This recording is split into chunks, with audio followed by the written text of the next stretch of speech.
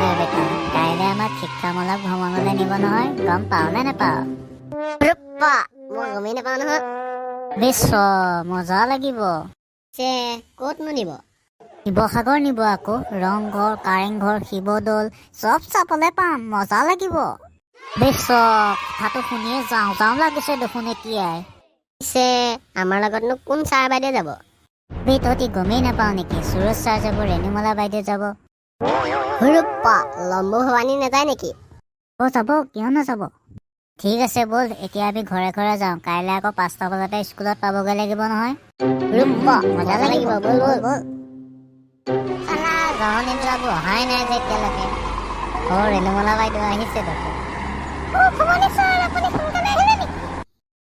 বাইদেউ মই অথনিতে আহিলো।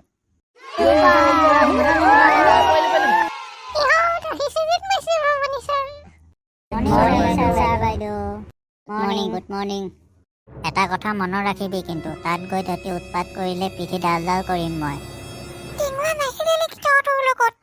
আবেশ বাইদেউ আহিব সি। আহি গলো।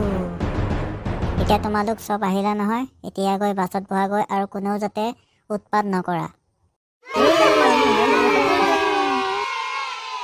তোমালোকে ভালকে উঠা। বাইদেউ আপুনি উঠি লওক।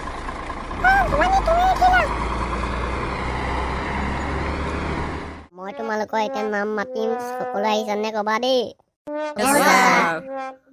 টেংলা আহিছানে? আহিছো ছাৰ। ৰাহুল আহিছানে? আহিছো ছাৰ। পৰি আহিছানে? নালিয়া আহিছানে? উপস্থিত ছাৰ। সদায় আহিছানে? আহিছো ছাৰ। কাৰ্তিক আহিছানে? Yes, sir. এতিয়া চব আহিছা যদি যাত্ৰা আৰম্ভ কৰো। সুৰজ নাহিলে নেকি? বাইদেউ সুৰজৰ বোলে হাঙনি হৈছে। নালিয়া টিফিন আনিছ নে নাই আজি? আনিছো ৰুটিৰ লগত মূলা ভাজি আনিছো। লাখাই কত ধূপ ধাম নাপাতিবি কিন্তু। মই চেন লৈ আহিছো নহয়। তাৰমানে পাতিবি। ঐ কাৰ্তিক, তাৰপিছত ভালকে থাকিবি। মইহে পাতিম। তহঁতি কোনে কোনে গান গাব জানো? ছাৰ মই জানো। বাৰু টেংলা গাচোন গান এটা। আজি এটা দাম আৰু কালি এটা দাম, দেশত বাঢ়িছে কিহৰ ধুমধাম, আমাৰ গাঁৱত চিখৰ এটা 15 টকা দাম, হৰে কৃষ্ণ হৰে নাম, নাপাওনো কম দাম, ফুটুককে বাঢ়ি যায় চিখৰৰ দাম। আমি পাই গলোহি। এতিয়া তোমালোকে লাহে লাহে বাছৰ পৰা নামা দেই। লাহে নামা দেই তোমালোক।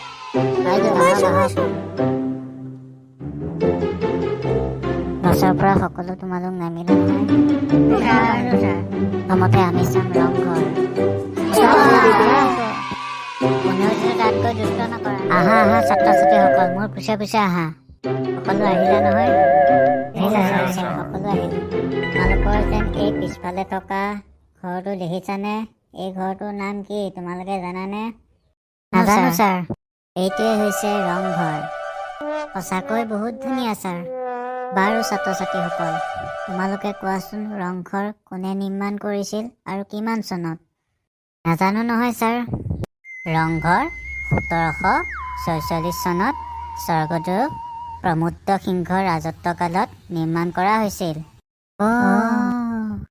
তোমালোকে বুজি পালা নহয়? পালো বাইদেউ পালো। ঠিক আছে বাইদেউ। তোমালোকে কাৰেংঘৰ দেখিছানে? এইটোৱে। বাহ, বহুত ধুনীয়া।